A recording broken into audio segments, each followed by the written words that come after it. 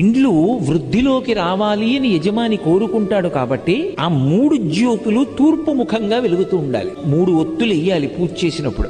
3 జ్యోతులు వెలుగుతూ ఉండాలి పూజ జరుగుతూ ఉండగా. ఇంకొక ముఖాన్ని చూడకూడదు, తూర్పు ముఖంగా వెలగాలి 3 జ్యోతులు. వెలుగుతున్నప్పుడు దీపం వెలిగించగానే అది మంగళ దీపం, అది ఈశ్వర స్వరూపం. బ్రహ్మ విష్ణు మహేశ్వరులు ఆ దీపాలుగా ఉన్నారు. ఇక వాళ్ళు ముగ్గురు తప్ప వేరొకటి లేదు లోకంలో. అటువంటి దీపపు సమ్మె ఏది ఉందో దాని మీద పసుపు కాని, కుంకం కాని, అక్షతలు కాని, పువ్వు కాని ఉంచాలి. ఎందుచేత అంటే మంగళ దీపము ఉంటుంది, అమంగళ దీపం అని ఒకటి ఉంటుంది. నేను దాని గురించి ప్రత్యేకంగా చెప్పక్కర్లా. ఎవరైనా వెళ్ళిపోయారనుకోండి, పార్థివ శరీరం ఒక్కటే ఉండకూడదు, అందులో జ్యోతి వెళ్ళిపోయింది. అందుకే ఏం చేస్తారంటే పడుకోబెట్టి తలకట్టున ఓ దీపం పెడతారు, దానికి మట్టు మీద పసుపు కుంకాలు వేయరు. ఇది అమంగళ దీపం.